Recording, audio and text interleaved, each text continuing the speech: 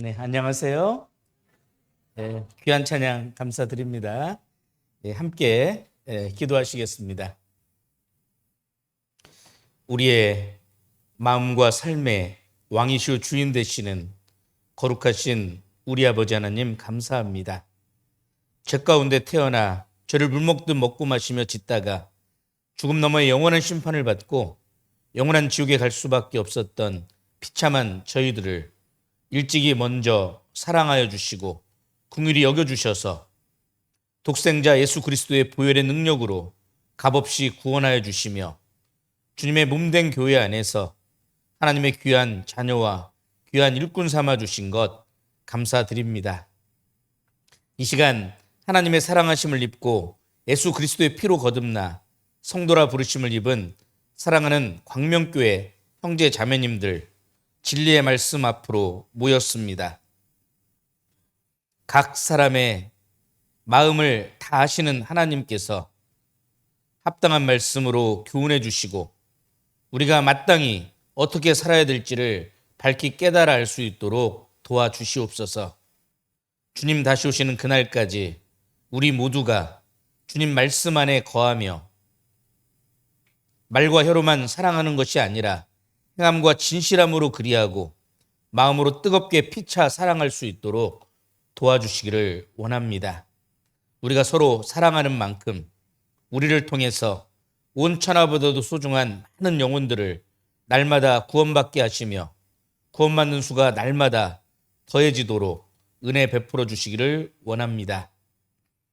우리 가운데 여러 가지 시험과 유혹과 환난과 핍박과 고난 속에서 힘겨워하고 고통받고 있는 많은 분들 계실 줄 압니다. 경제적인 어려움이든 병약함으로 오는 어려움이든 인간관계의 고통으로 오는 어려움이든 기타 환경적인 어려움이든 상관없이 우리들의 작은 신음에도 응답하시는 하나님께서 각 사람의 마음을 사랑과 위로의 손길로 어루만져 주시며 어떠한 상황, 어떠한 형편에서든 하나님만 의뢰하는 법을 배우고 더욱 하나님께 무릎 꿇고 기도하는 법을 배워서 오직 믿음으로 승리할 수 있도록 도와주시기를 원합니다. 내일부터 있을 청년 전도 집회를 위해서도 하나님께서 함께 해주시고 온 교회가 한마음과 한뜻으로 기도하고 한 성도의 구원을 위하여 한 영혼의 양육을 위하여 함께 수고하고 협력하여 하나님께 큰 상을 얻을 수 있도록 도와주시옵소서. 시종을 자비로우신 은혜의 성령께만 의탁하오며 우리와 항상 함께 하시며 때마다 일마다 도와주시는 예수 그리스도 이름으로 감사하며 기도드립니다. 아멘. 신약성경 야고보서 1장입니다.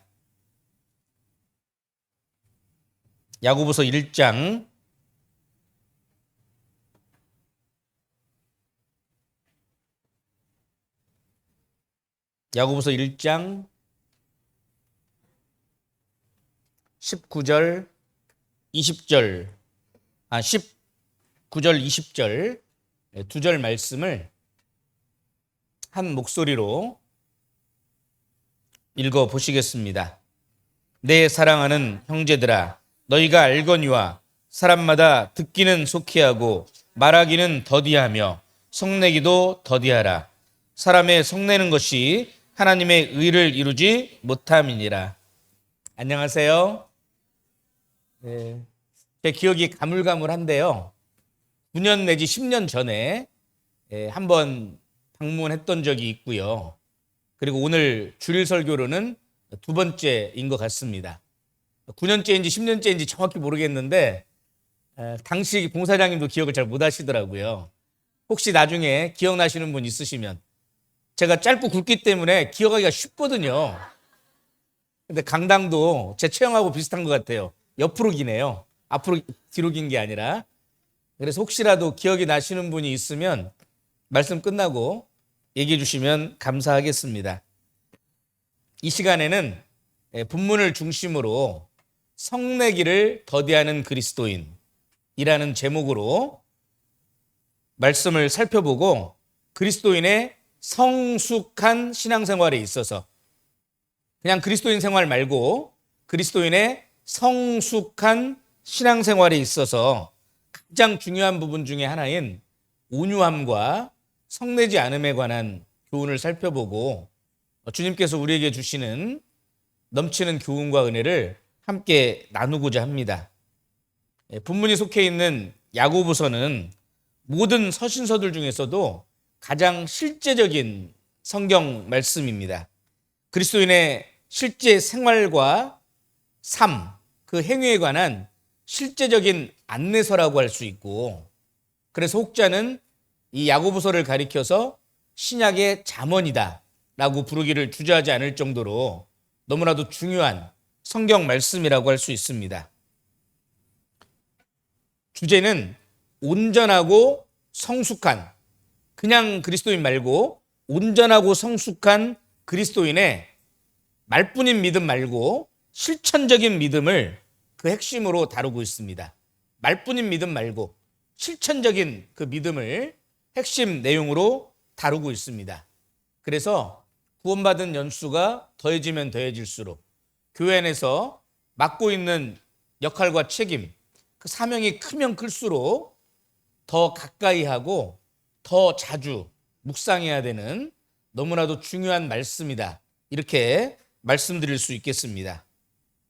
방금 읽은 말씀에서 내 사랑하는 형제들아 너희가 알거니와 사람마다 듣기는 속히 하고 하나님 말씀 듣는 것의 중요성을 이야기하면서 말하기는 더디하며 지나친 자기 주장을 내세우지 말라고 권고하면서 성내기도 더디하라고 말씀하고 있습니다. 20절에 사람의 성내는 것이 하나님의 의를 이루지 못함이니라 라고 말씀하고 있어요. 사람이 성내는 것이 하나님의 의를 이루지 못하기 때문에 마땅히 성숙한 그리스도인들은 성내기를 더디해야 된다라고 말씀하고 있습니다. 그리스도인의 신앙생활은 하나님의 의, 다시 말하면 하나님의 뜻을 이루어가는 생활입니다. 그렇기 때문에 그리스도인이 마땅히 성내는 습관, 분노하는 습관을 버려야만 되는 거예요. 하나님께서는 내가 거룩하니 너희도 거룩할지어다 라고 말씀하고 계십니다. 거룩이라는 단어는 우리가 잘 아는 것처럼 구별, 분리의 의미를 가지고 있잖아요. 그래서 성경에 경건, 성결이라는 단어와도 동격으로 사용할 수 있는 단어입니다. 그런데 이 경건이라는 영어 단어가 그리스도인에게 굉장히 교훈적인데요. 경건이라는 영어 단어는 영어로 가들리니스입니다. 가들리니스. 그 가들리니스라는 단어 속에 God, 갓이 들어있어요. 하나님이라는 뜻이 들어있어요. 그러니까 다시 말하면 경건이라고 하는 것은 하나님의 모습을 닮아가는 것이다. 우리 주 예수 그리스도의 모습을 닮아가는 것이라고 할 수 있고, 그것이 우리의 신앙생활이잖아요. 신앙생활은 그리스도를 닮아가는 생활이잖아요. 그래서 성경은 오직 경건에 이르기를 연습하라 라고 말씀하고 있는 거예요. 우리는 하나님께서 우리에게 요구하시는 경건한 삶을 살기 위해서라도 육신의 혈기로 성내는 습관, 분노하는 습관을 버리지 않으면 안 되는 거예요. 혹시 매일 아침 잠언 한 장씩 읽고 묵상하는 형제자매님들 많이 계시죠? 성경을 잘 읽는 여러 가지 방법들이 있어요.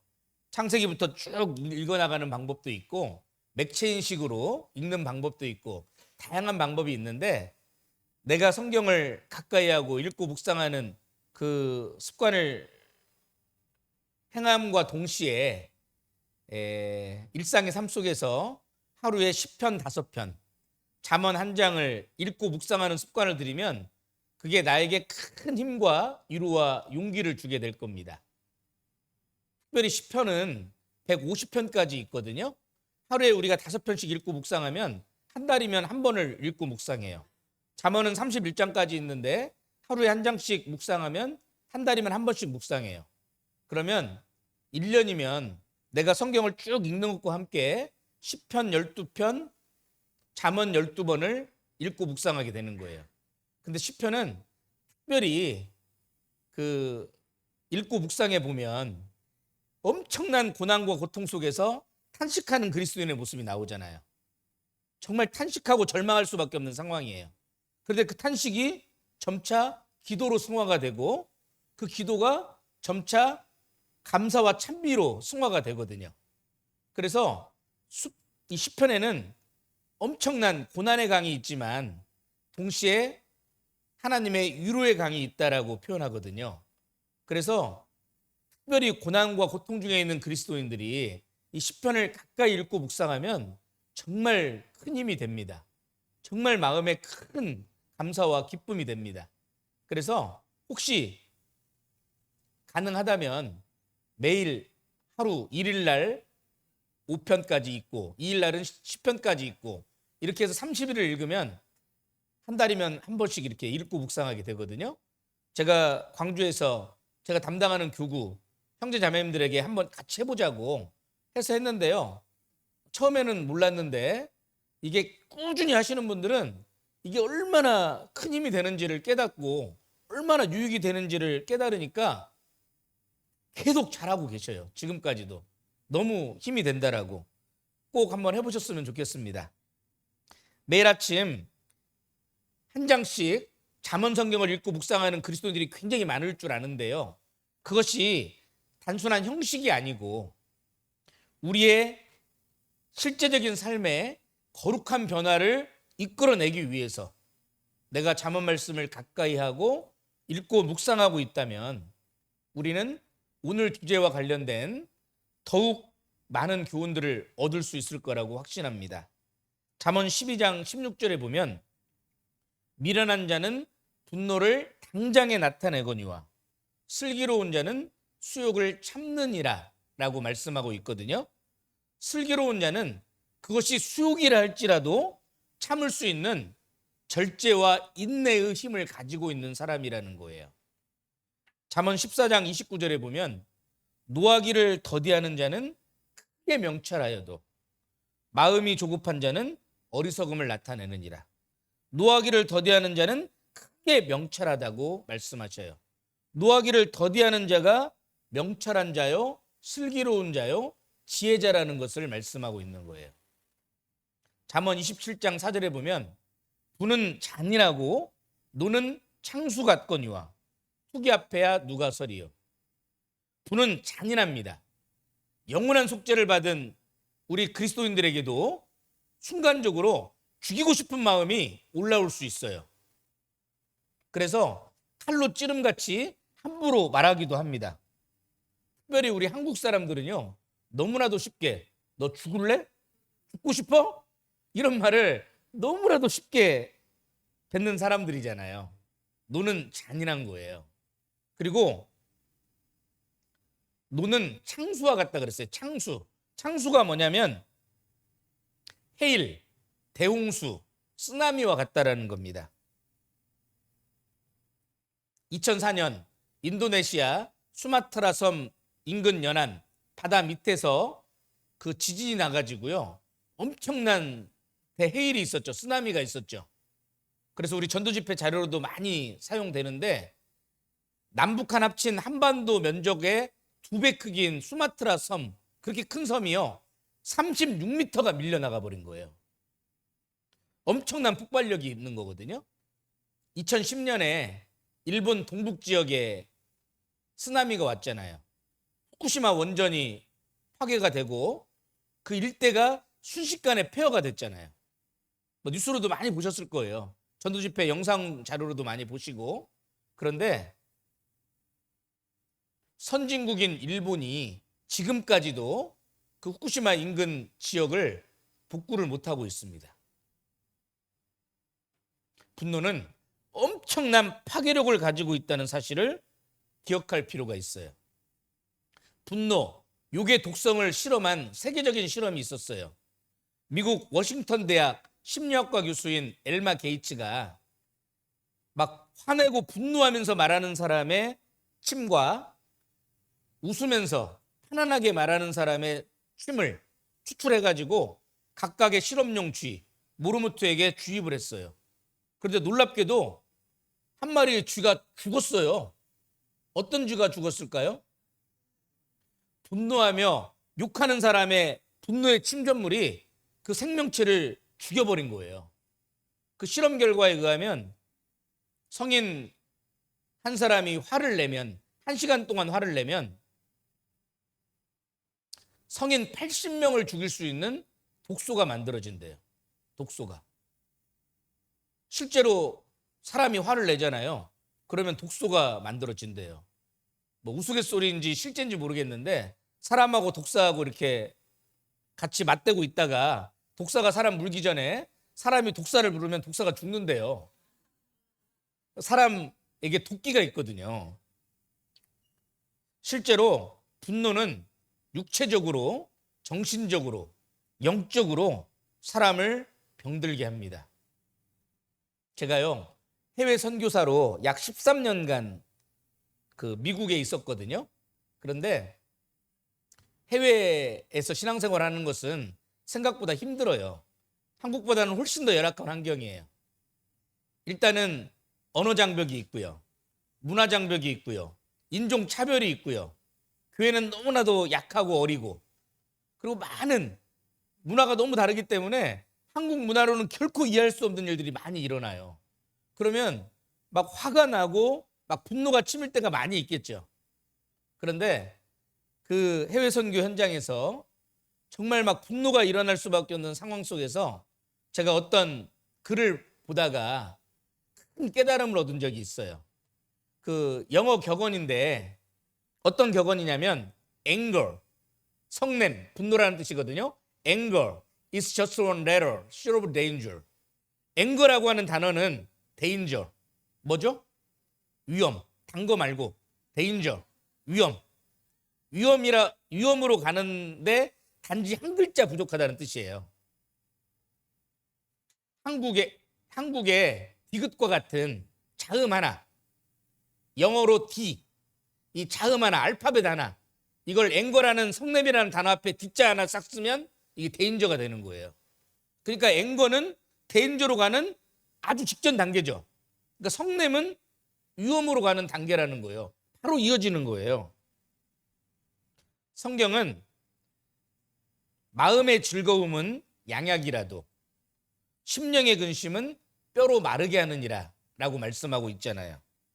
모든 그리스도인들이 다 알아요. 걱정, 근심, 염려가 얼마나 그리스도인에게 해로운 것인지를 다 알아요. 그래서 성경에서는 아무것도 염려하지 말라고 말씀하잖아요. 염려를 주께 맡겨버리라고 얘기하잖아요. 그래서 염려하지 않으려고, 걱정, 근심하지 않으려고 많이 노력을 해요.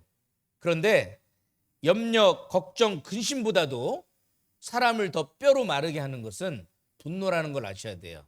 성내는 것이라는 걸 알아야 돼요.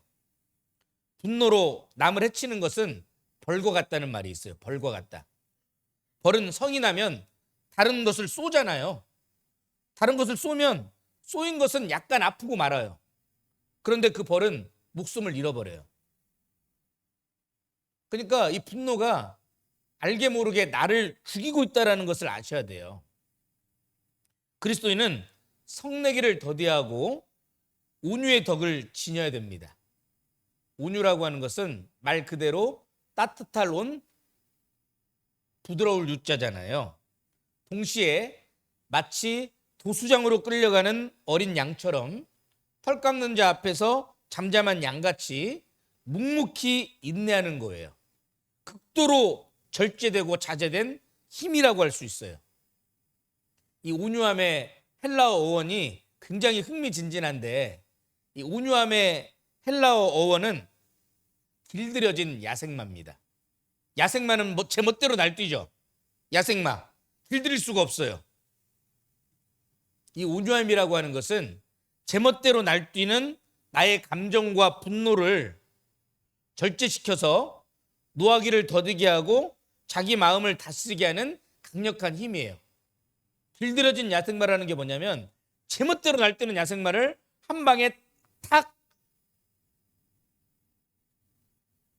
멈추게 할 수 있는 강력한 힘이라는 뜻이거든요. 그래서 이 온유함은 강력한 힘이다. 절제의 힘이다. 인내의 힘이다라는 걸 기억할 필요가 있어요. 잠언 16장 32절입니다.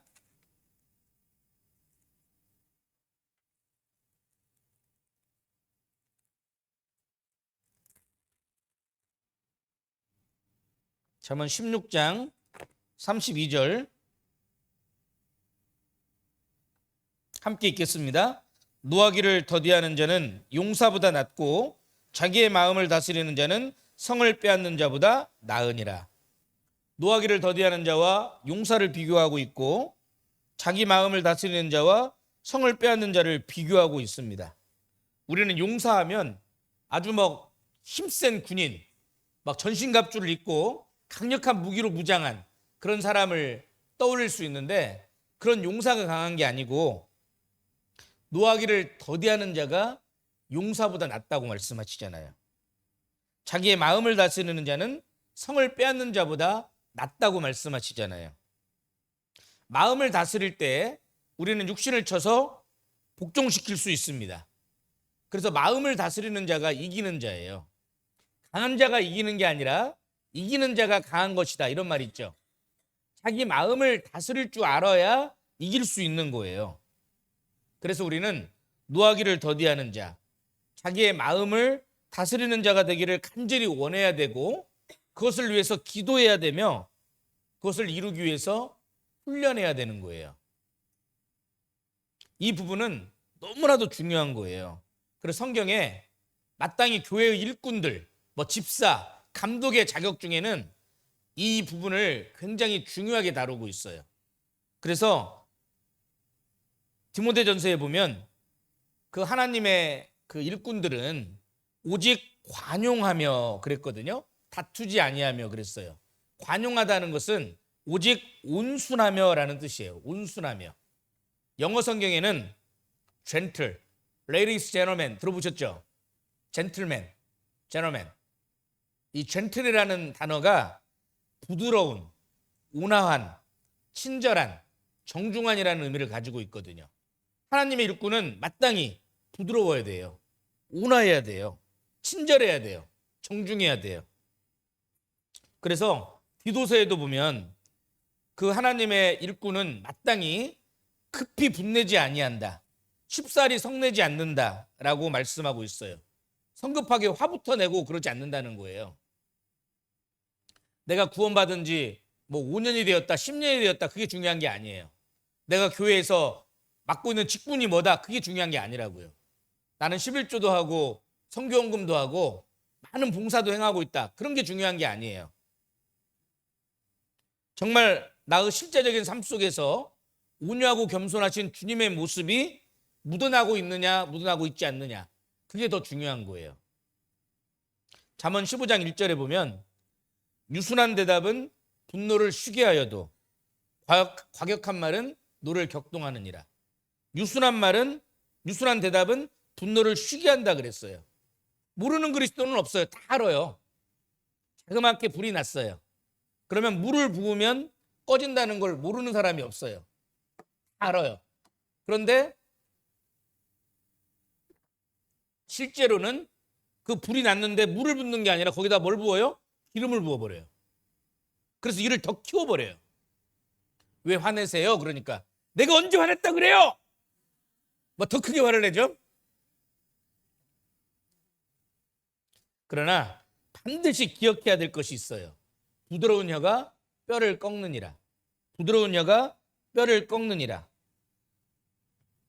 오래 참으면 관원이 그 말을 용납하나니 부드러운 혀는 뼈를 꺾느니라. 혀에는 뼈는 없어요. 그런데 뼈를 부서뜨릴 수 있는 강력한 힘을 가지고 있어요. 살리는 것도 혀고 죽이는 것도 혀거든요. 혀는 뼈가 없으되 뼈를 박살낸다 라는 터키 속담도 있거든요. 세상 사람들은 힘을 숭배하고 온유함을 배척해요. 왜냐하면 온유함의 진정한 의미를 연약하거나 우유부단하거나 소심함을 뜻하는 것으로 오해하기 때문에, 그 진정한 의미를 왜곡시키기 때문이에요. 그러나 말씀드렸던 것처럼 온유함이라고 하는 것은 그런 것이 아니고 극도로 절제된 아주 강력한 힘이거든요. 자제된 힘이거든요. 예수님은 온유한 성품을 지녔지만 참으로 용기 있는 분이었잖아요. 예수님의 십자가의 고난과 죽으심 그리고 부활하심은 온유한 자가 최후 승리한다라는 분명한 사실을 우리에게 교훈해 주고 있어요. 그분은 욕을 받으시되 대신 욕하지 아니하셨고 고난을 받으시되 위협하지 않았고 오직 공의로 심판하시는 자에게 부탁하셨어요. 그리고 그분은 십자가 위에서 다 이루었다라고 외치면서 돌아가셨어요. 그래서 전 유럽을 정복했던 나폴레옹이 세인트 헬레나 섬에서 최후로 이런 말을 남겼다 그래요. 나는 칼로써 온 유럽을 정복하였지만 결국 실패하였다. 그러나 예수 그리스도는 십자가의 사랑으로 온 인류를 정복하였다. 온유한 자가 마침내는 승리하게 되는 거거든요. 그렇다면 정말 중요한 것은 내가 온유한 그리스도인인지 그렇지 않은지 따져볼 필요가 있겠죠. 어떻게 알 수 있을까요? 나는 온유한 그리스도인일까요? 분노하는 그리스도인일까요? 갈라디아서 6장입니다.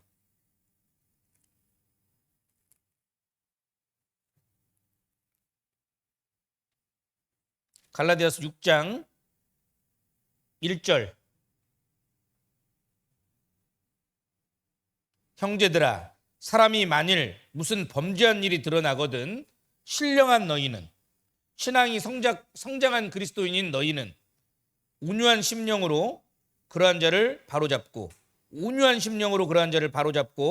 내 자신을 돌아보아 너도 시험을 받을까 두려워하라. 온유의 표준이 되는 것은 범죄한 형제에 대한 나의 태도입니다. 어쩌면 우리는 우리 자신과 교회에 범죄한 형제 자매에 대해서 너무 쉽게 분노하고 판단하며 비난하고 정죄할 수 있습니다. 성경은 어떤 일은 판단하라고 말씀하시고 어떤 일은 판단하지 말라고 말씀하셔요. 비난을 위한 판단과 분노와 정죄하는 판단은 하지 말라고 말씀하셔요. 다만 무엇이 말씀에 옳고 그른지는 분별을 해야 된다라고 말씀하셔요. 그리고 형제가 죄를 범했을 때 온유한 그리스도인은 먼저 분노하고 비난하고 정죄하기에 앞서서 올바른 분별과 함께 먼저 함께 아파하고 슬퍼하며 동정하는 거예요. 즐거워하는 자들과 함께 즐거워하고 우는 자들로 함께 울라라는 말씀처럼 그리스도의 몸된 교회로 각각의 지체로 한 몸이라면 분노하고 정죄하고 판단하기에 앞서서 함께 아파야 되는 게 정상이거든요. 한 몸이라면 그래요. 한 몸이라면 내가 비난하고 정죄하면 자해행위예요. 자해행위하고 똑같아요. 정말 한 몸이 맞다면 먼저는 함께 슬퍼하고 함께 아파야 되는 게 먼저예요. 그리고 그 범죄한 형제자매를 향해서 오랫동안 기도해 주면서 오래 참아줘야 돼요. 필요하다면 거칠고 분노에 찬 음성과 태도가 아닌 사랑을 담은 온유와 겸손한 태도와 음성으로 권면하는 거예요. 권면해서 하나님과의 올바른 관계를 회복할 수 있도록 돕는 거예요. 들으면 형제자매를 얻는 거겠죠? 근데 듣지 않을 수도 있어요. 그 권면을 듣지 않으면 어떻게 해야 돼요? 정말 10번 기도하고 한 번 기도하는 심령으로 권면을 해줘야 되는데 권면해서 들으면 좋은데 안 들으면 어떻게 해요? 안 들으면 막 쏟아 부어야 돼요? 어떤 분들은 그래요. 목사님, 제가 3번을 참았어요. 목사님, 제가 1년을 참았어요. 10년을 참았어요. 막 그래요. 근데 결국 참다 못 참고 터뜨려 버렸다는 거예요. 제가 그런 분들한테 이야기합니다. 형제님, 자매님, 혹은 집사님, 그것은 참은 게 아니에요. 그거는 뭐 3번을 참고 1년을 참고 10년을 참은 게 아니에요. 그거는 그동안 모닥 모아놓은 거예요. 왜? 한 번에 핵폭탄급으로 터뜨려 버리려고 싸워온 거거든요. 성경은 고린도전서 13장에 사랑을 오래 참고로 시작해서 모든 것을 참으며 모든 것을 믿으며 모든 것을 바라며 모든 것을 견디느니라로 끝나거든요. 참고 견디는 거예요. 사랑은. 성경은 참으려면 주의 강림하실 때까지 길이 참으라 그랬어요. 주의 강림하실 때까지 끝까지 참아야 돼요. 신앙생활을 잘한다는 것은 신앙생활을 하면 할수록 기다리는 것을 잘하는 거예요. 하나님도 기다리고 계셔요. 왜? 우리에게 은혜를 베푸시려고. 기다리고 계셔요. 우리는 너무 급해요. 조급해요. 이 문제를 해결하기 위해서 내가 해결하려고 그래요. 그래서 하나님이 앉으셔야 되는 재판석에 내가 너무 쉽게 앉아버려요. 그래서 문제를 키워요. 신앙생활은 내가 할 수 있는 최선을 다하고 하나님의 응답을 기다리는 생활이에요. 잘 기다려야 신앙생활을 잘하는 것이라는 걸 기억할 필요가 있어요.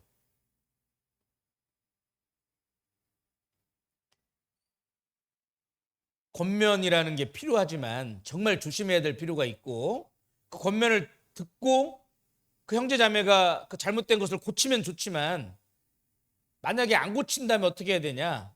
하나님의 간섭하심을 믿고 기다리셔야 돼요. 하나님께 맡겨야 되는 거예요. 그게 믿음이에요. 하나님이 아무것도 안 하시는 것 같지만 하나님은 세세하게 다 살피셔요. 각 사람을 다 보고 계셔요. 그리고 교회 안에 책임이 크다, 어떤 그 사명이 크다, 이런 사람들에게는 더 크게 책망하시는 분이거든요. 공의로우신 분이거든요. 그 하나님의 공의로우심을 우리가 믿고 기다려야 돼요. 그게 믿음이에요. 하나님께서 요나에게 너는 일어나 저 큰 성읍 느느웨로 가서 그것을 쳐서 외치라 그랬잖아요. 근데 요나가 뭐라 그래요? 요나서 성경을 보면 그러나, 요나는 그러나로 응답해요. 불순종으로 응답해요. 하나님이 느느웨로 가라 그랬는데 느느웨와 정반대인 다시스로 가기 위해서 요바라는 도시로 일단 내려가요. 항구 도시로. 그리고 마침 또 배가 준비되어 있네. 성경에는 배에 올랐다라고 되어 있지만 영어로는 went down, 배 밑으로 내려간 거예요. 배를 타는 거니까 배로 내려간 거야. 그리고 배 밑창에 내려가서 쿨쿨 잠자고 있었죠. 하나님이 태풍을 일으키셨어요. 오늘날로 말하면 태풍, 엄청난 바람, 풍랑을 일으키셨어요. 그래서 결국은 그 원인이 요나라는 것을 알게 하셨고 요나를 바다에 던져버려요. 그리고 바다 뿌리까지 내려가죠. 그리고 결국은 수월이라고 표현된 물고기 뱃속에 들어가서 비로소 회개하게 되잖아요. 하나님께 불순종한 요나의 삶은 계속해서 내려가는 삶인 거예요. 계속해서 내려가는 삶. 그런데 그 요나가 누구예요? 요나를 거꾸로 하면 누구예요? 나요. 그게 나예요, 바로. 먼저 그의 나라와 그의 의를 구하라. 그러면 이 모든 것을 내게 더해 주리라. 모르는 그리스도인이 어디 있어요? 그런데 많은 그리스도인들이 그래요. 말씀은 그렇게 하시지만 그래도 하나님, 날라오는 돌은 피하고 봐야죠. 그래도 하나님, 발등에 떨어진 불은 끄고 봐야죠. 자꾸 변명해요. 반드시 기억하십시오. 불신은 불순종을 낳는 거예요. 불순종은 당장은 내가 원하는 것을 얻을 수 있어요. 내가 가고 싶은 곳에 마음대로 가고 하고 싶은 일 마음대로 할 수 있어요. 일이 잘 풀리는 것처럼 보일 수 있어요. 그런데 반드시 하나님의 징계를 이끌어냅니다. 하나님의 징계를, 대가를 치러요. 다시 돌아와야 될 먼 길을 가는 거예요. 그런데 진정한 믿음은 반드시 순종을 낳는 거예요. 순종을. 당장은 내가 원하는 거 못 얻을 수 있어요.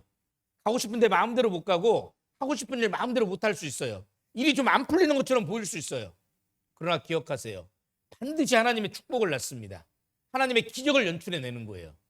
순종하면 기적이 나타나는 거예요. 하나님께서 주신 소명과 사명과 전도자의 양심으로부터 도망친 요나를 돌이키게 하기 위해서 하나님께서는 태풍과 큰 폭풍, 물고기를 준비하셨죠. 그래서 물고기 뱃속에서 회개케 하셨어요. 그래서 느느웨에 다시 토해내게 하셨어요. 그래서 이제 느느웨에다가 하나님의 심판을 선포하니까 그 느느웨 왕과 백성들이 진실로 회개하잖아요. 요나는 느느웨 성이 멸망하기를 간절히 바라고 있는데 앞불사 이 느헤의 왕과 백성들이 진실로 얘기하는 거예요. 하나님은 인애로우시잖아요. 은혜로우시잖아요. 자비하시잖아요. 노하기를 더디하시잖아요. 심판을 내리려다가 돌이켜서 심판을 안 내리는 거예요. 그러면 이 요나의 마음이 어떻게 해야 되겠어요? 전도자로서 감사해야 될 거 아니에요. 그런데 요나의 마음이요, 이 속에서 막 비비 꼬여지는 거예요. 그래서 하나님께 감히 강렬하게 분노를 표출하는 거예요. 화를 내는 거예요. 정말 있을 수 없는 일이 일어나는 거예요. 요나서 4장을 한번 보겠습니다. 이 요나의 모습을 통해서 나의 모습을 볼 수 있어야 돼요. 정말 어처구니 없는 일이 일어났습니다. 요나서 4장 1절. 요나가 심히 싫어하고 노하여. 이 전도자 요나가 심히 싫어하고 노했어요. 그래서 3절에 보면 여호와여 원컨대 이제 내 생명을 취하소서 사는 것보다 죽는 것이 내게 나음이니라. 하나님한테 발악을 하고 있어요. 죽여달라고. 그런데 하나님은 이 어처구니 없는 요나의 잘못을 돌이키게 하기 위해서 정말 온유하게 책망하고 계셔요. 4절에 보면 여호와께서 이르시되 너의 성냄이 어찌 합당하냐 하시니라 그랬어요. 온유하게 책망하셨죠. 저 같으면 이놈의 자식 크게 심판했을 것 같은데 하나님은 온유하게 책망하셨어요. 이 요나의 이 말도 안 되는 이런 반응에 아주 온유하게 책망하고 계시잖아요.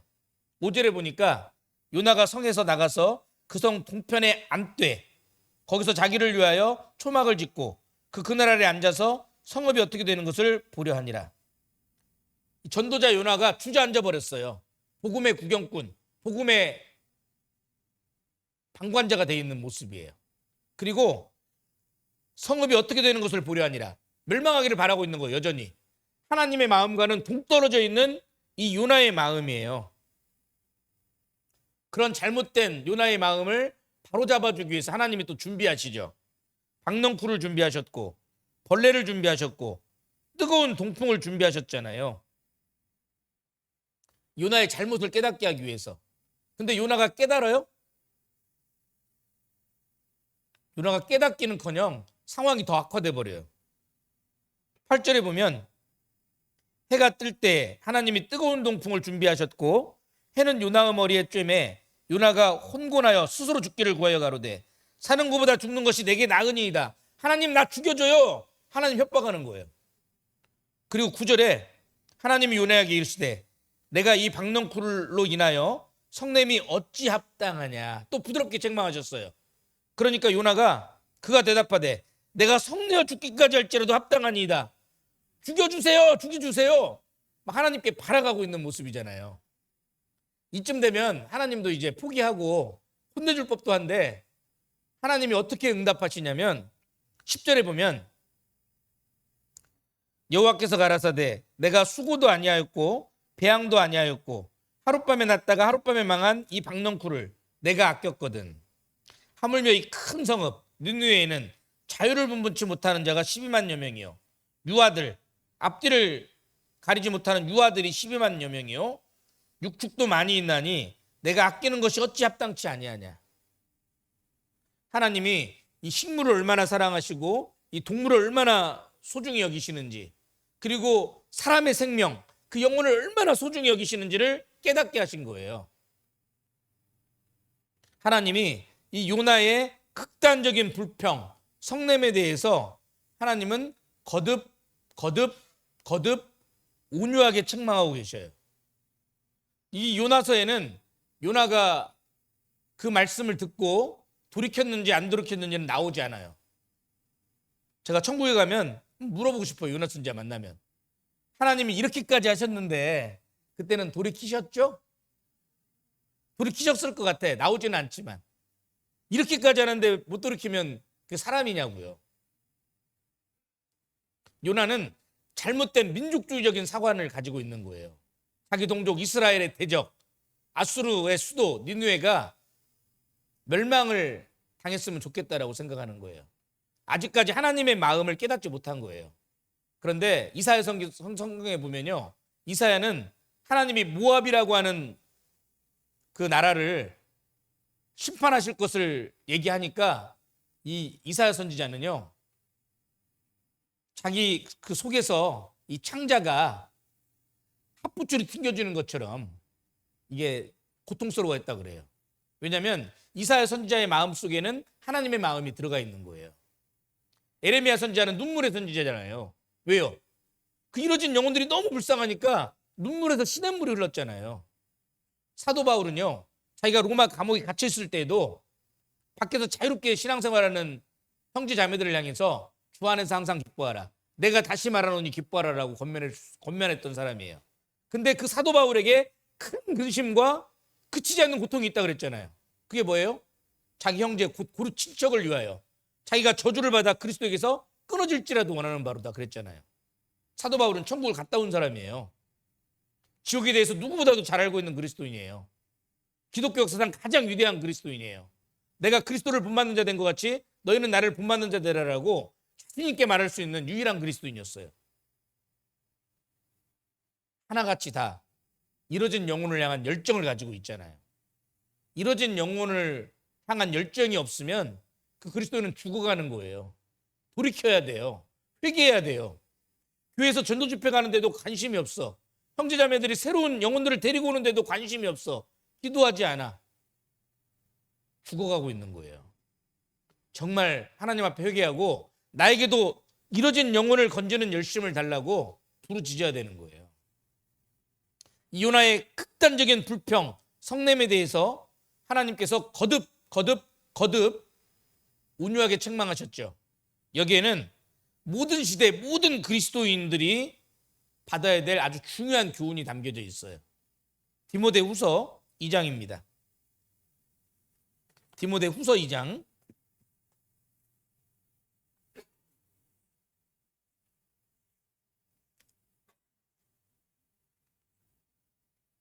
24절부터 26절까지, 디모데후서 2장 24절부터 26절까지. 마땅히 주의 종은 다투지 아니하고, 다투지 않는 것이 특별한 게 아니라 당연하다는 거예요. 마땅하다는 거예요. 마땅히 주의 종은 다투지 아니하고 모든 사람을 대하여 온유하며, 이 모든에 동그라미 쳐야 되겠죠? 모든 사람을 대하여 온유하며.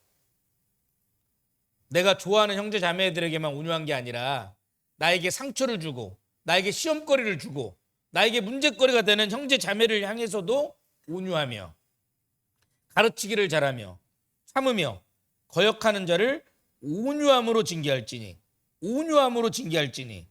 혹 하나님이 저희에게 회개함을 주사 진리를 알게 하실까 하며 저희로 깨어 마귀의 올무에서 벗어나 하나님께 사로잡힌 바 되어 그 뜻을 좇게 하실까 함이라. 온유함으로 징계하라고 말씀하죠. 이 온유함의 가장 큰 적은 성급함, 조급함입니다. 성경은 지식 없는 소원은 선치 못하고 발이 급한 사람은 그릇하느니라고 말씀하셔요. 마음이 조급한 자는 어리석음을 나타내느니라고 말씀하셔요. 이 조급함 때문에 신앙생활에 많은 문제가 발생하고 온유함이 깨어지는 거예요. 온유한 그리스도인은 다투지 않고 오래 참아요. 온유는 모든 그리스도인이 지녀야 될 기본적인 덕목이에요. 마땅히 성내기를 더디하고 온유해야 돼요. 우리의 삶의 모본, 삶의 목표가 되시는 그리스도, 그분이 말씀하셨잖아요. 나는 마음이 온유하고 겸손하니 나의 멍에를 메고 내게 배우라. 예수님은 자신이 온유하셨을 뿐만 아니라 우리들로 하여금 그 온유함을 배우라고 말씀하시잖아요. 그리고 그 온유한 자가 복이 있다고도 말씀하셨어요. 성경은 모든 일을 온유하게 행할 것을 우리에게 명령하고 있어요. 사도 바울이 에베소 교회 성도들에게 편지하기를 모든 겸손과 온유로 하고 오래 참음으로 사랑 가운데서 서로 용납하고 성령의 하나 되게 하신 것도 힘써 지키라고 편지했잖아요. 모든 겸손과 온유로 하라고 말씀하고 있어요. 온유로. 골로새서에 보면 골로새 교회 성도들에게도 편지하기를, 그러므로 너희는 하나님의 택하신 거룩하고 사랑하신 자처럼 긍휼과 자비와 겸손과 온유와 오래 참을 옷 입으라고 말씀하셔요. 긍휼의 옷, 자비의 옷, 겸손의 옷, 온유의 옷, 오래 참음의 옷을 입어야 된다는 거예요. 실제적인 우리 삶 속에서 그 온유의 모습이 나타나야 된다는 거예요. 우리 마음에 이 온유한 마음이 없기 때문에 많은 문제와 다툼과 덕이 되지 못하는 일들이 교회 안에서 발생하게 되는 거예요. 이 분노의 유혹, 감정을 극복하지 못하면 어떤 결과가 나타나게 될까요? 하나님의 귀 쓰는 도구, 그릇, 일꾼이 되어야 될 사람이 마귀의 일꾼, 사단의 도구가 되어서 마귀를 기쁘게 하고 하나님을 슬프시게 할 수 있는 어리석음을 범할 수 있습니다. 성경에는 이 분노의 유혹과 이 분노의 감정을 극복하지 못해서 실패한 많은 사람들의 그 애가 기록이 되어 있어서 우리에게 교훈을 주고 있어요. 성경에 예수님을 제외하고 가장 온유한 사람 한 사람을 뽑으라면 누구를 뽑을 수 있을까요? 요셉? 요셉은 허물이 하나도 기록되지 않은 완전한 예수 그리스도의 표상이거든요. 누구요? 모세? 예, 모세. 왜냐하면 성경에서 이 모세를 이 지면에서 가장 온유한 자라고 말씀하셔요. 온유가 그렇게 온유한 사람이라는 걸 몰랐던 그리스도인도 많을 텐데 확인해 보겠습니다. 민수기 12장.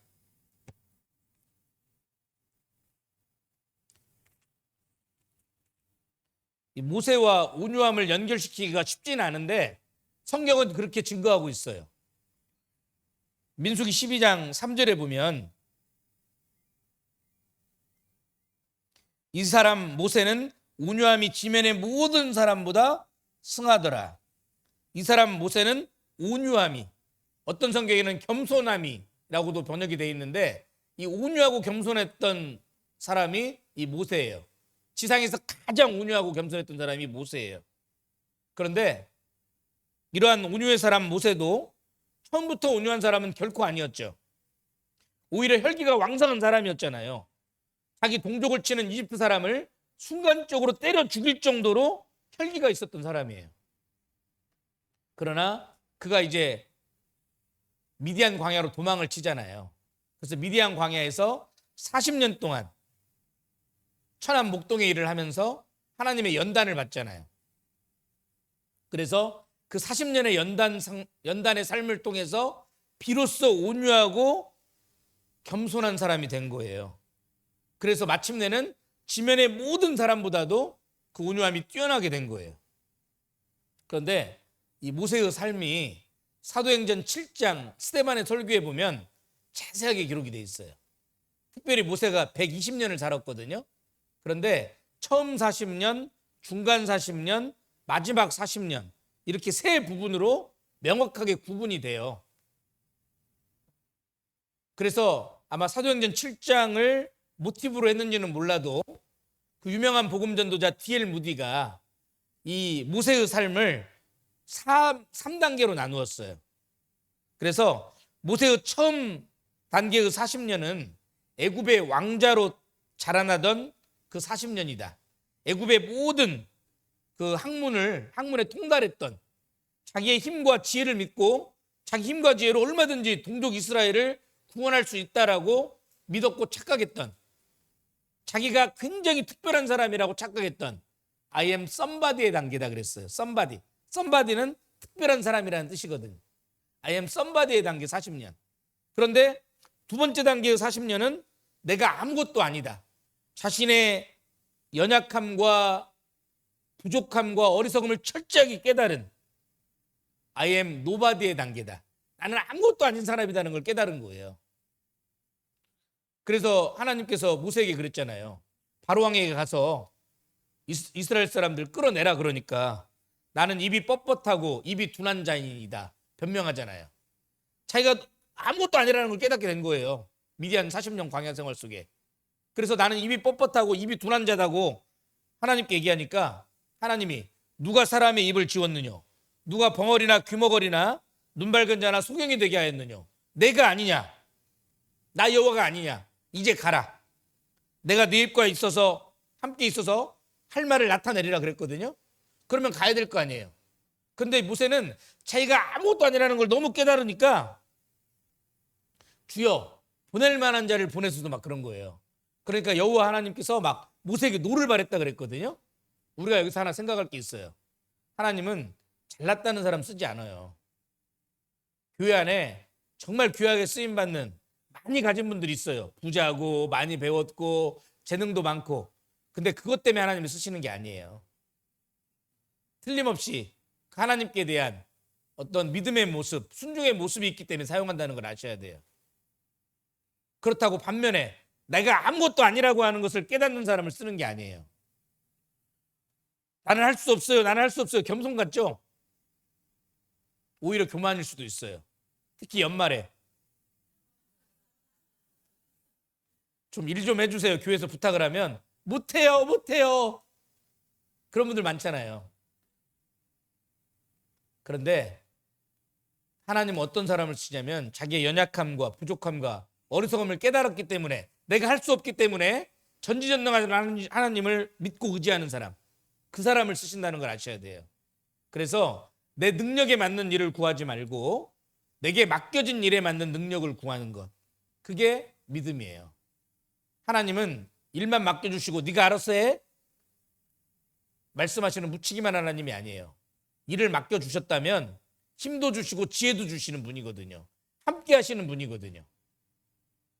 그래서 내가 연약함을 깨닫고 내가 연약하기 때문에 내가 할 수 없기 때문에 전지전능하신 하나님을 의지해야 되는 거예요. 그게 믿음이에요. 그리고 마지막 단계의 40년은 정말 자기의 부족을 알기 때문에 이제는 자기를 의뢰하지 않고 하나님만을 의뢰할 수 있었던 시절, I am 가스바리의 시절이다. 나는 하나님의 종이다. 하나님의 사람이다. 이제 썸바디가 아니죠. 특별한 사람이 아니죠. 노바디도 아니에요. 아무것도 아닌 사람도 아니에요. I am 가스바리, 하나님의 사람, 하나님의 종이에요. 하나님의 손에 붙들림을 받아서 이제 하나님만 의뢰하고 사는 하나님의 종이 되었을 때 하나님께서 그 모세를 통해서 홍해바다를 가르고 이스라엘 민족의 새로운 역사를 펼쳐나가시는 거예요.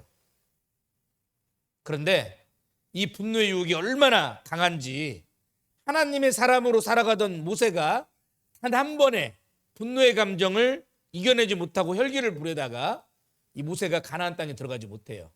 가나안 땅을 바라보고 죽어요. 들어가지 못하고.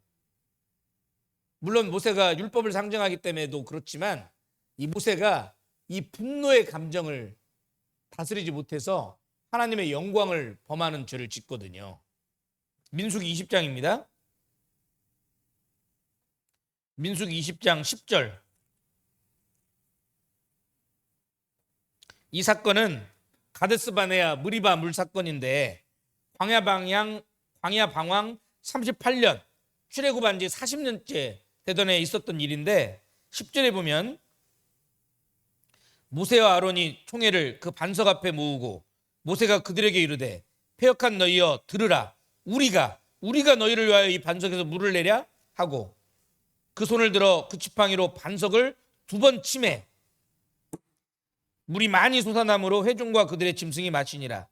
여호와께서 모세와 아론에게 이르시되 너희가 나를 믿지 아니하고 이스라엘 자손의 목전에 나의 거룩함을 나타내지 아니한 고로 너희는 이 총회를 내가 그들에게 준 땅으로 인도하여 드리지 못하리라 하시니라. 이스라엘 자손이 여호와와 다투었으므로 이를 무리바 하니라. 여호와께서 그들 중에서 그 거룩함을 나타내셨더라. 이스라엘 백성들이 계속 불평하고 원망하니까 이 모세와 아론도 화가 났던 것 같아요. 인간인지라 화가 나거든요. 계속 불평하고 원망하니까 막 물을 내라고 막 불평하고 하니까 이 모세도 화가 났던 것 같아요. 그래서 하나님께서 반석을 명해서 물을 내라 그랬거든요. 명하게만 되는 거예요. 그런데 화가 나니까 지혜가 없어진 것 같아요. 그래서 하나님의 영광을 드러내는 게 아니라 우리가 물을 내랴 막 자기를 드러내고 그리고 반석을 명하기만 하면 되는데 반석을 2번이나 때렸다고 돼 있잖아요. 살살 때렸을까요? 사정없이 내리쳤을까요? 사정없이 내리쳤을 것 같아요. 왜냐하면 그 사춘기 자녀들을 키우다 보면 안방에서 아이들을 혼나고 나갈 때 어떻게 나가요? 문 쾅 닫고 나가잖아. 자기 화났다는 거 보여주는 거잖아요. 마치 그런 모습처럼 이 모세가 이 분노를 주체하지 못하고 이 반석을 2번 내리쳐버려요. 하나님의 영광을 범한 죄를 범했어요. 사람이 화가 나면 지혜가 사라져버려요. 어리석게 되는 거예요. 그래서 결국은 하나님의 영광을 범하는 죄를 짓고 그리고 가나안 땅에 들어가지 못하고 죽어요. 이 모세가. 그러니까 이 분노의 유혹, 이게 얼마나 큰지 알겠죠? 온유의 사람 모세가 이 단 한 번의 분노의 감정을 극복하지 못한 거예요. 그래서 가나안 땅을 못 들어간 거예요. 성경에 보면 창세기 4장에 보면 최초의 살인자가 나와요. 최초의 살인 사건, 가인이 동생 아벨을 쳐 죽인 사건이 나오는데 이 가인도 그 분노의 감정을 이겨내지 못하고 혈기 때문에 동생을 쳐 죽인 최초의 살인자로 기록이 돼 있어요. 죄의 소원은 내게 있으나 너는 죄를 다스릴지니라 하나님이 말씀하셨는데 이 죄악의 소원을 다스리지 못했어요. 이 죄악의 행동으로 발전하지 못하도록 차단시켜야 되는데 가인이 실패한 거예요. 자기 재산을 하나님이 받아주지 않았는데 동생은 자기 재산 받아줬다고 막 자랑하고 하니까 순식간에 막 분노가 치밀어 오른 거예요. 그래서 동생을 쳐 죽여버렸어요. 이 분노를 다스리지 못할 때 이 죄악으로 발전해 나가거든요. 그래서 성경은 말씀하셔요. 에베소 4장에 보면 분을 내어도 죄를 짓지 말며 해가 지도록 분을 품지 말고 마귀로 틈을 타지 못하게 하라. 분을 내어도 죄를 짓지 말며 해가 지도록 분을 품지 말라. 분노하는 감정이 있을 수는 있어요. 중요한 것은 그 분노의 감정이 더 이상 발전해 가지 않도록 컨트롤하는 거예요. 절제하는 게 중요해요. 루터가 말했잖아요. 새가 내 머리 위로 날아다니는 것을 나는 막을 수 없다. 방해할 수 없다. 그러나 그 새들이 내 머리 위에 둥지를 트는 것은 방해할 수 있다.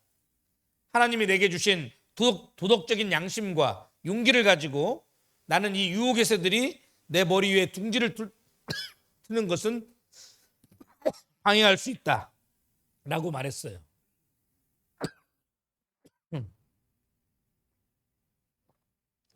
우리는 이 분노의 유혹이 우리 머리에 둥지를 트도록 허락해서는 안 돼요. 막아야 돼요. 잠시 분노의 마음이 스칠 수는 있어요. 그러나 그 분노의 마음이 계속해서 내 마음속에서 둥지를 틀고 있다면 그것은 틀림없이 내 책임이에요. 분을 내어도 죄를 짓지 말고 해가 지도록 분을 품지 말라 그랬어요. 제가 괌에 있을 때 괌으로 신혼여행 오신 그 신혼부부 한 500여 쌍 이상 같이 식사도 하고 교제도 하고 좋은 시간들을 많이 보냈거든요. 우리 광명교회 사무실 자매님도 2005년도에 괌으로 신혼여행 오셨다 그러네요. 그런데 제가 이제 식사도 하고 이제 교제도 하면서 결혼 처음 하는 부부니까 여러 가지 말씀들을 많이 해줘요. 그런데 제가 빠지지 않고 해줬던 말씀이 있어요. 에베소 4장 26절 말씀. 이 한 말씀만 마음판에 새기십시오. 분을 내어도 죄를 짓지 말고 해가 지도록 분을 품지 말라고. 이 한 말씀만 마음에 새기면 그 결혼 생활은 평생 영원히 안전할 거라고. 그런데 결혼 생활뿐만이 아니라 성도 간의 생활, 뭐 직장 안에서 이방인들과의 관계, 모든 인간관계는 이 한 말씀만 우리 마음에 새기면 절대 문제 생기지 않아요. 분을 내어도 죄를 짓지 말며 해가 지도록 분을 품지 말고. 해가 지면 상대방이 100% 잘못했다 할지라도 100% 잘못하는 경우는 거의 없어요. 쌍방이지. 근데 상대방이 100% 잘못했다 할지라도 해가 지면 하나님 앞에서 다 내려놓는 거예요. 그 작은 것 하나도 용납하지 못한 이 밴댕이 소가지 같은 나 자신을 돌이키고 하나님께 회개하는 거예요. 문제가 생길 수가 없겠잖아요.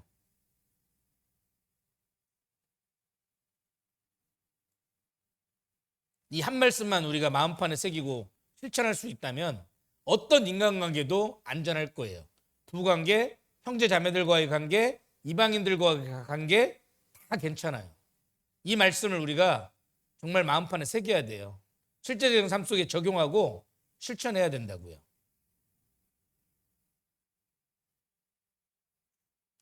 다른 것이 틀린 것 아니죠. 영어로 다르다는 것은 different이고 틀리다는 것은 wrong이에요. wrong.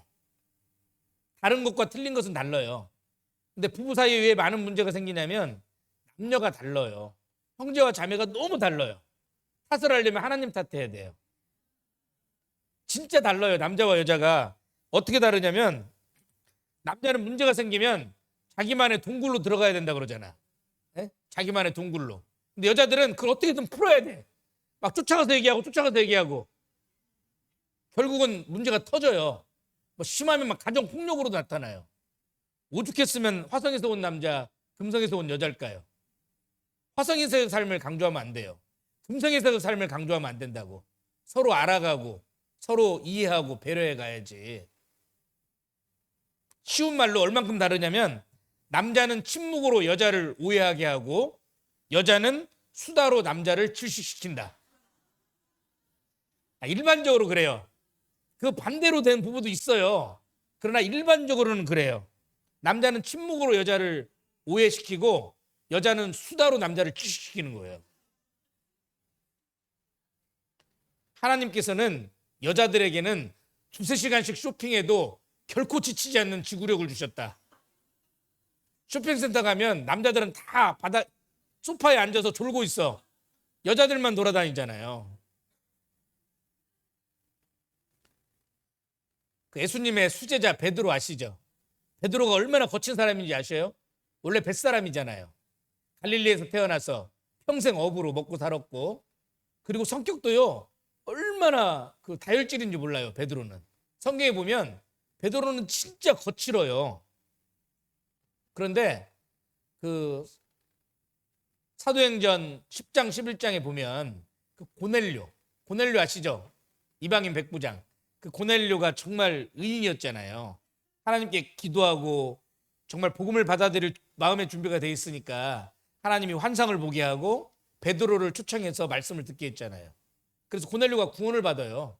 고넬료 가족들이 다 구원받아요. 근데 그때만 해도 이방인들에게 복음을 전해야 되는 것을 몰랐던 시대예요. 그리고 유대인 할례자가 무할례자인 이방인 집에 들어간다는 것 자체가 용납이 안 되는 시대예요. 고넬료 집안에 복음 전하고 예루살렘에 왔더니 할례자들이 막 베드로를 막 힐난하는 거예요. 옛날 베드로 같았으면요 대판 싸웠을 거예요. 막 칼 끄집어가지고 그냥 쳐버렸을 수도 있어요. 말고 그 대사장 종 말고의 귀를 잘라버린 것처럼. 그런데요 그 사도행전 10장 11장을 보면 베드로가 화를 내지 않아요. 그때는 이미 예수님과 이제 같이 생활하면서 변화된 거예요. 그래서 뭐라고 하냐면 차례로 설명을 해요. 이런 환상을 꿨고 이렇게 해서 이렇게 복음을 전했다. 그러니까 그 할례자들이 뭐라고 그러냐면 그러면 하나님께서 이방인들에게도 생명 얻는 회개를 주셨나 보다 이렇게 이해를 하고 넘어가요. 그런데 베드로가 어떤 사람이에요? 혈기로 따지면 성경에 우레의 아들이라고 표현되어 있는 야고보와 요한보다도 훨씬 더 거친 사람이거든요. 천둥 번개의 아들. 야고보 요한도 거친 사람이었던 것 같아요. 뱃사람이니까 당연히 거칠겠죠. 겟세마네 동산에서 기도하실 때 가룟 유다가 군대와 대제사장과 바리새인들 하족들을 데리고 예수님을 잡으러 왔을 때 베드로는 즉각적으로 칼을 빼버렸거든요. 대제사장의 종 말고의 귀를 잘라버렸잖아요. 하나님께서 그 검을 집어넣으라 그랬죠. 그럼에도 불구하고 주님은 그 요한을 온유한 사랑의 사도로 변화시켜 주셨고 이 베드로를 온유한 소망의 사도로 변화시켜 주셨거든요. 교제 가운데 이견과 갈등이 있을 때 나는 어떠한 모습을 취하나요? 나에게는 이전에 베드로의 모습과 같은 야고보와 요한과 같은 거친 모습은 남아있지 않은지 우리가 생각해 볼 필요가 있어요. 교회 안에서는 어떠한 일이 있어도 큰 소리가 나면 안 돼요. 자기 주장이 강해서는 안 된다고요. 교회에서 큰 소리가 나는 경우는 딱 2가지예요. 불났을 때, 어린아이가 위험할 때, 그때 외에는 큰 소리가 나면 절대 안 돼요. 큰 소리 나는 건 있어서는 안 되는 거예요. 분노의 유혹이 있을 때에는 빨리 털어버려야 돼요.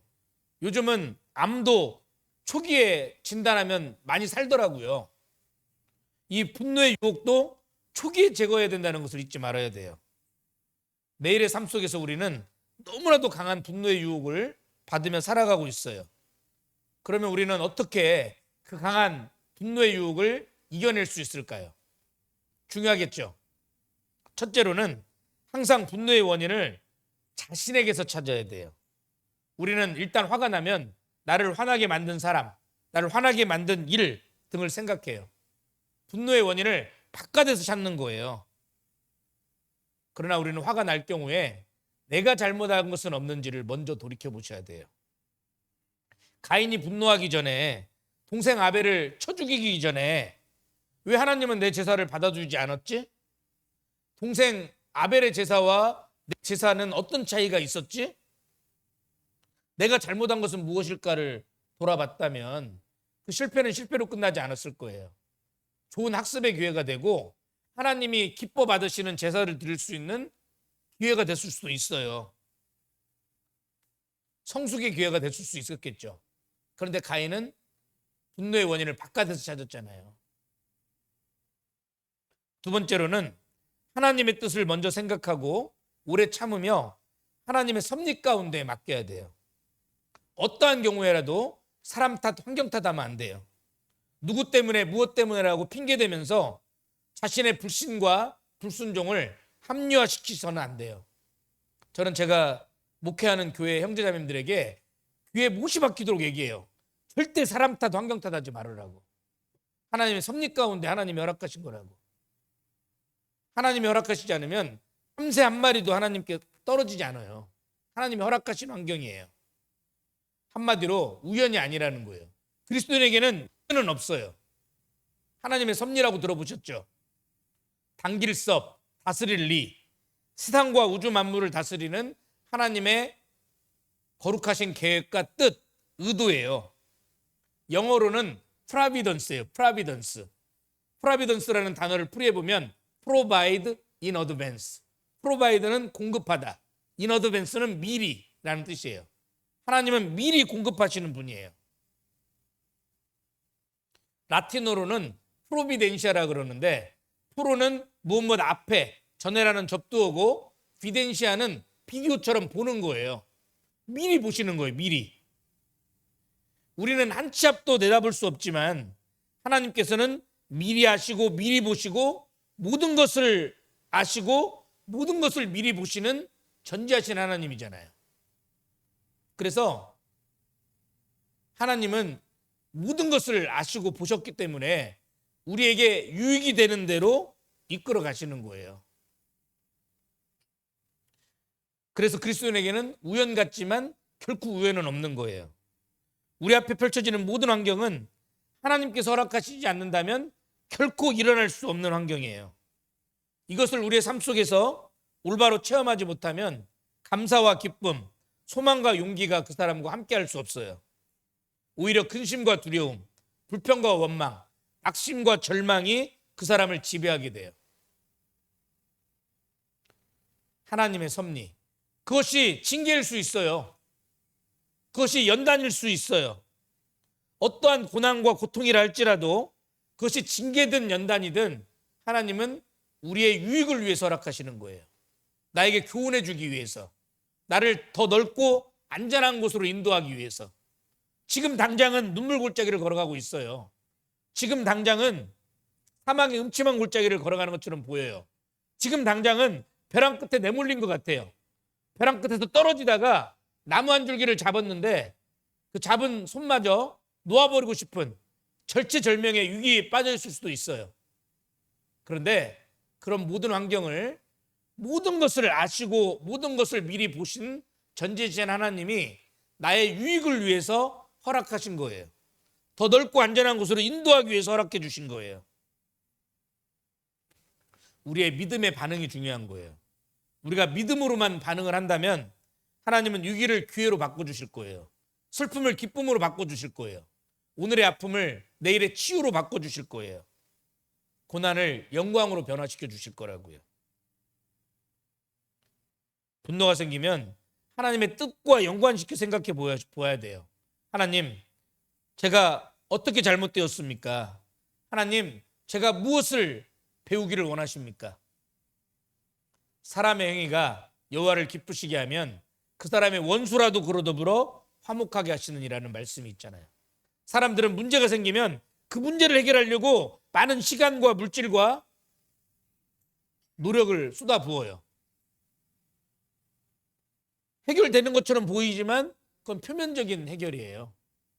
사실은 옆에를 바라볼 게 아니라 위를 바라봐야 돼요. 하나님과 나의 관계가 어떻게 잘못되었는지. 사람의 행위가 여호와를 기쁘시게 하면 그 사람의 원수라도 그로 더불어 화목하게 하시겠다는 약속이 있거든요. 하나님과 나와의 관계가 어떻게 잘못됐는지를 먼저 돌이키고 그것을 바로 잡을 때 하나님과의 관계가 회복되면 이 수평관계도 회복되게 돼 있거든요. 내가 분노하고 내가 원수를 갚으려고 해서는 안 돼요. 모든 것을 하나님께 맡겨야 돼요. 분노는 문제를 해결하는 것이 아니라 문제를 더욱 심각하게 만드는 거예요. 분노로 인해서 우리의 소중한 인생을 망가뜨려서는 안 되는 거예요. 그러기에 우리 인생은 너무나도 귀한 거예요. 주님이 십자가 위에서 6시간 동안 중한 고통을 당하고 그 핏값으로 우리에게 허락하신 인생이잖아요. 그래서 우리는 요셉의 생애를 통해서 교훈받아 볼 수 있는데, 요셉은 너무나도 많은 억울한 일을 당한 사람이잖아요. 내가 당한 억울한 상황보다도 요셉은 훨씬 더 많은 억울한 상황에 처해 있었어요. 분노할 수 있는 많은 일을 당했어요. 이복 형제들의 질투와 그들에 의해서 이집트의 종으로 팔려갔잖아요. 보디발의 집에서 그 보디발 아내의 누명 그 거짓말로 인해서 강간 미수범이라는 정말 수치스러운 제목으로 감옥에 갇히게 되었잖아요. 정말 화날만 하지 않아요? 정말 분노할 만하지 않아요? 근데 요셉은 성경 어디에도 불평했다, 뭐 원망했다, 뭐 분노했다 이런 표현이 없어요. 그 요셉은요, 하나님의 섭리를 믿었던 사람이에요. 분명 하나님의 뜻이 있을 거라고 믿었어요. 넉넉한 마음으로 자기를 종으로 판 형제들을 용서한 데에는 하나님을 향한 믿음이 있었어요. 창세기 45장에 보면 형들을 만나가지고 형들에게 이야기해요.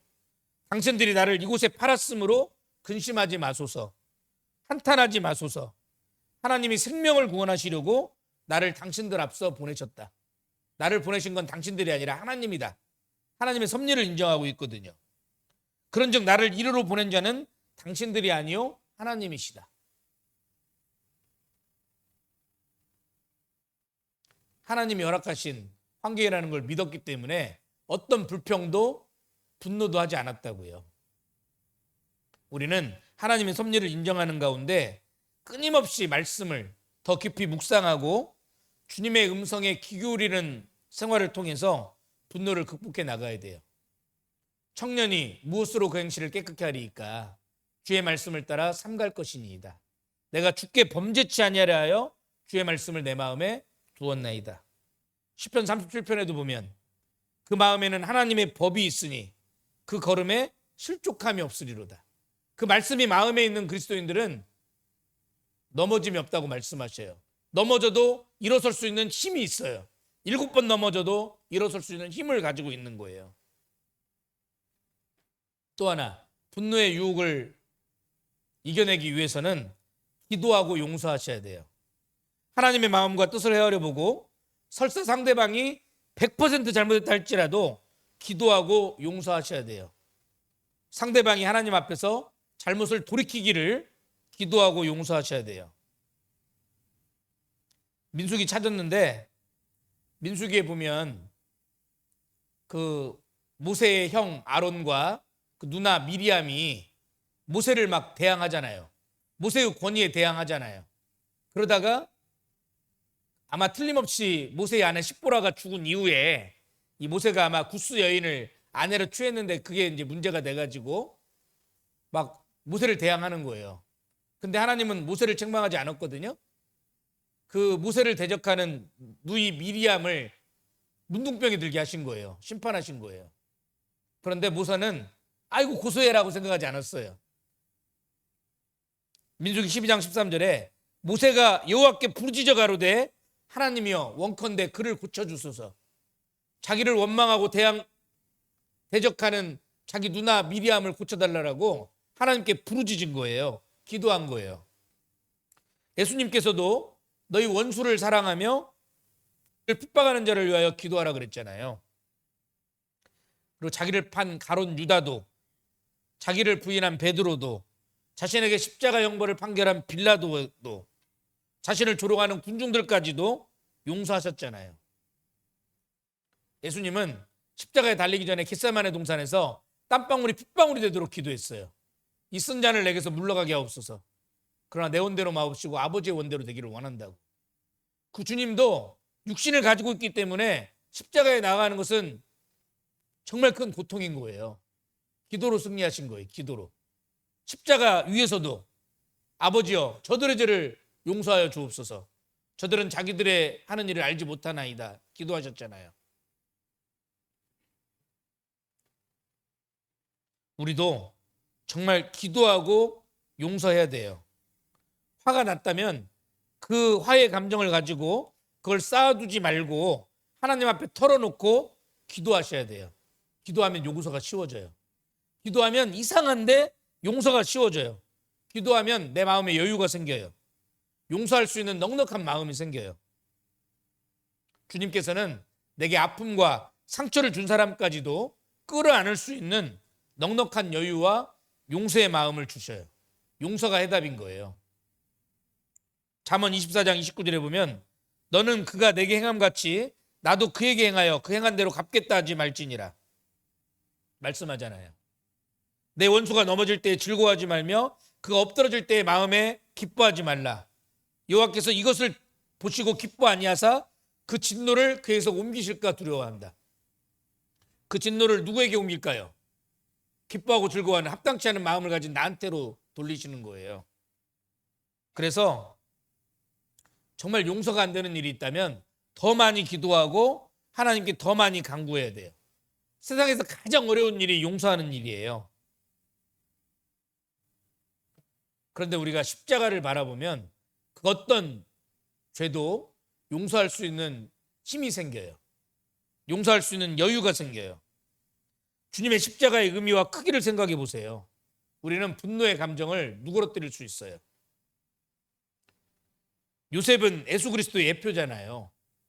이제 야곱이 죽었는데 형들이 이제 두려운 거예요. 아버지가 죽으니까. 아버지가 있을 때는 우리를 용서한 것처럼 요셉이 보였겠지. 그래서 요셉을 찾아간 거예요. 아버지가 살아계실 때 유언을 했다. 그래서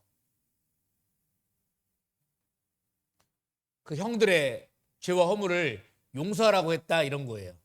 그러니까 요셉이요 형들을 향해서 울었어요. 두려워 마소서. 내가 하나님을 대신하리니까 당신들은 나를 헤아려 하였으나 하나님은 그것을 선으로 바꾸사 오늘과 같이 만민의 생명을 구원하게 하려 하셨나니 당신들은 두려워 마소서. 내가 당신들과 당신들의 자녀를 기르리이다. 요셉이 울었어요. 울었어. 형들이 정말 용서했는데 그걸 몰라주니까 섭섭하기도 했을 거예요. 근데 요셉은 형들 만나서 용서한 게 아니에요. 젠작 용서했어요. 요셉이 결혼해서 아들을 낳았는데 첫째 아들의 이름이 므낫세거든요. 둘째가 에브라임이에요. 근데 므낫세의 이름이 잊어버림이라는 뜻이거든요. 요셉은 형들 만나기도 전부터 이미 형들 다 용서했던 사람이에요. 온유한 요셉, 그 용서의 사람 요셉. 이 요셉의 생애는 우리에게 큰 교훈을 해주고 있는 거예요. 사람의 행위가 여호와를 기쁘시게 하면 그 사람의 원수라도 그로 더불어 화목하게 하시고 큰 축복으로 갚아주신다는 것이 하나님의 변치 않는 약속이에요. 하나님은 악에서도 선을 이끌어내실 수 있는 분이거든요. 그래서 분노의 유혹으로부터 승리하기 위해서는 기도하고 용서해야 돼요. 오늘 그 본문이 속해 있는 야고보서는 기도하라라는 강력한 권면으로 시작하고 기도하라라는 강력한 권면으로 끝나고 있어요. 우리의 모든 삶의 영역에서 기도의 능력을 믿어야 돼요. 야고보서 1장에 보면 너희 중에 누구든지 지혜가 부족하거든 모든 사람에게 후히 주시고 꾸짖지 아니하시는 하나님께 구하라. 그리하면 주시리라라고 말씀하고 있고, 야고보서 5장 마지막 장에 가면 너희 중에 고난 당하는 자가 있느냐? 저는 기도할 것이요.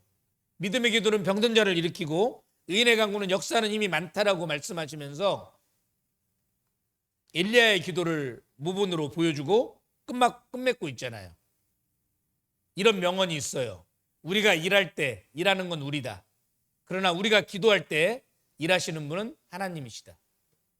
전지전능하신 하나님의 능력을 저 하늘에서 이 땅까지 끌어내리는 능력이 여러분들의 기도예요. 여러분들의 작은 기도 하나하나가 모아져서 여러분들이 후원하는 브라질리아의, 캄보디아의 엄청난 성령의 능력, 복음의 역사를 불러일으킬 수도 있다는 거예요. 기도하셔야 돼요. 그리고 분노의 유혹을 이겨내기 위해서는 먼저 이해하는 법을 배워야 돼요. 나 자신의 오해로 판단하고 분노하는 마음을 가질 수도 있거든요. 내가 오해해서 분노하는 경우가 많아요. 스티븐 코비의 성공하는 사람들의 7가지 습관이라는 책을 보면 사람들이 얼마나 자기 입장에서만 생각하는지를 보여주는 사건이 하나 기록되어 있는데, 어떤 아버지가 자기 어린 아이들을 데리고 지하철을 탑니다. 근데 지하철을 타자마자 이 아빠는 지하철 한쪽 자리에 딱 앉아서 고개를 푹 숙이고 무언가 고뇌에 잠겨 있어요.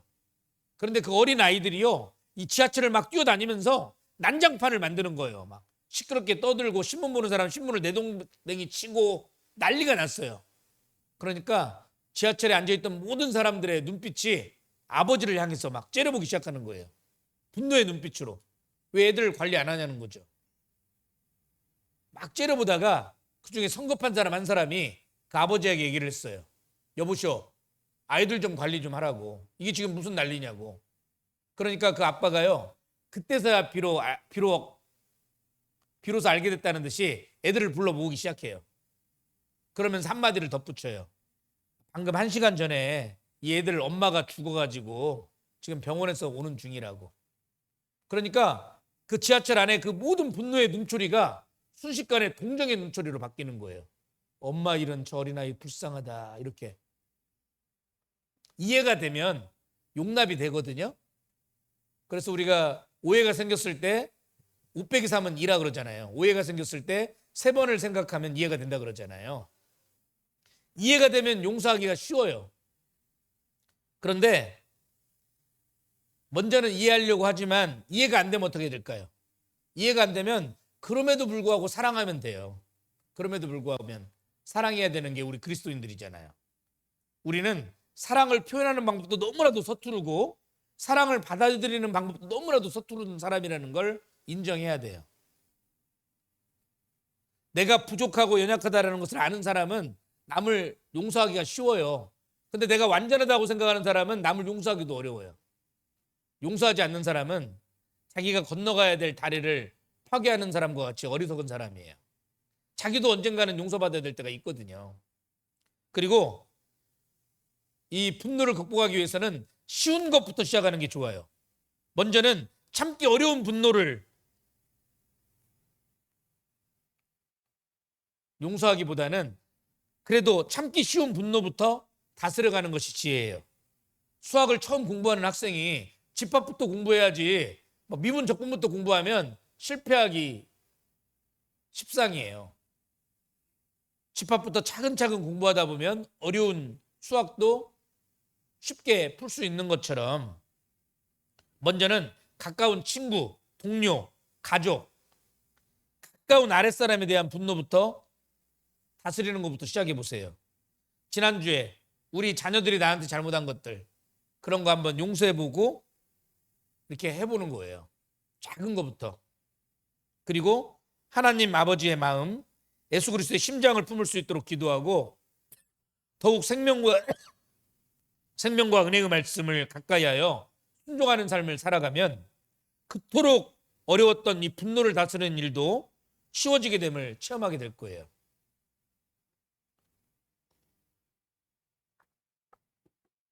신앙생활은 예수 그리스도를 닮아가는 생활이잖아요. 온유하고 겸손하신 예수님을 본받아 우리 모두 옛사람을 벗어버리고 온유하고 겸손한 그리스도인으로 변화되어 가야 돼요. 옛사람을 벗어버리라는 성경 말씀이 많잖아요. 골로새서 3장 8절에 보면 이제는, 전에는, 이제는 이런 표현이 나오는데 전에는 구원받기 전이고 이제는 이제 구원받은 후잖아요. 구원받았다면 이제는 너희가 이 모든 것을 벗어버리라고 말씀하시면서 첫 번째 벗어버려야 될 것이 곧 분과 악의와 해방과 너희 입에 부끄러운 말이라 그랬어요. 제일 먼저 벗어버려야 될 것이 분노라고 기록되어 있거든요. 분노. 온유한 것도 습관이고 분노하는 것도 습관이에요.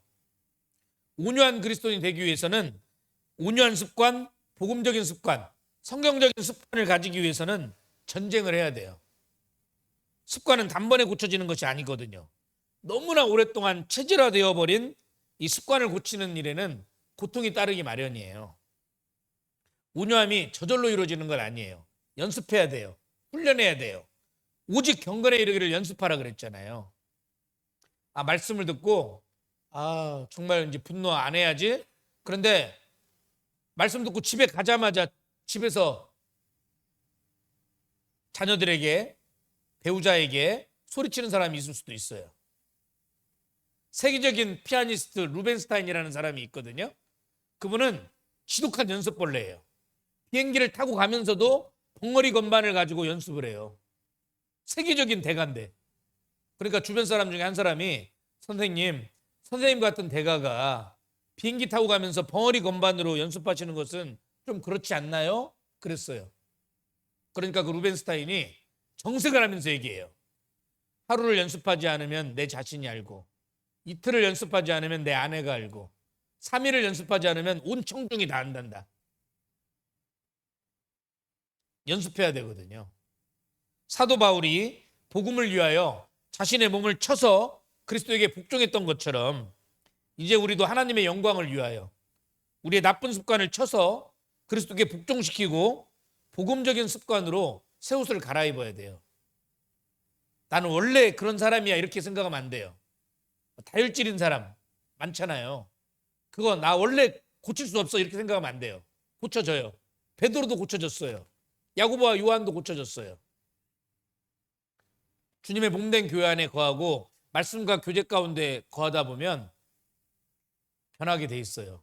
조폭 같은 사람도 양처럼 변하게 된다니까요. 놀라운 성령의 능력이 나타나요. 마르틴 루터가 이런 말을 했어요. 방은 한 번 청소했다고 그 방이 언제까지나 깨끗한 것은 아니다. 방은 매일매일 쓸고 닦아야 되는 거예요. 매일매일 소재해야 되는 거예요. 우리의 결심과 의지도 마찬가지다. 우리의 결심이나 의지도 시간이 지나면 점점 여리어져요. 그렇죠? 그러니까 매일 매순간 의지를 새롭게 해야 되는 거예요. 작심 3일인 사람은 3일마다 작심해야 되고 매일 매순간 의지를 새롭게 해야 되는 거예요. 정말 내가 이 분노의 습관, 성내는 습관을 없애야 되겠다. 다짐하고 또 다짐하고 결심하고 또 결심하고 계속해서 말씀과 규제 가운데 어떤 경우에라도 내가 큰 소리 치지 말아야 되겠다. 아예 각오와 결단을 하셔야 되는 거예요. 그리고 새롭게 성숙한 그리스도인의 삶을 살아가셔야 됩니다. 아셨죠? 예, 함께 기도하시겠습니다. 모든 찬송과 존귀와 영광을 받으시기 합당하신 거룩하신 우리 아버지 하나님 감사합니다. 사랑하는 광명교회 형제 자매님들 오직 주 안에서 순종하게 하시고 주님 다시 오시는 그날까지 뜨겁게 사랑하게 하시며 목사님과 임원들 모든 성도들 한 마음과 한 뜻으로 한 영혼의 구원을 위하여 한 성도의 양육을 위하여 더욱 수고하고 협력할 수 있도록 도와주시옵소서. 내일부터 있을 청년 전도 집회를 위해서 더욱 기도하고 더욱 전도할 수 있도록 도와주시옵소서. 이 귀한 주님의 몸된 광명교회를 하나님의 전지전능하신 능력의 오른손에 의탁드립니다. 함께 하시고 도와주시며 인도하여 주시옵소서. 우리를 언제나 변함없이 사랑해 주시는 예수 그리스도 이름으로 기도드립니다. 아멘.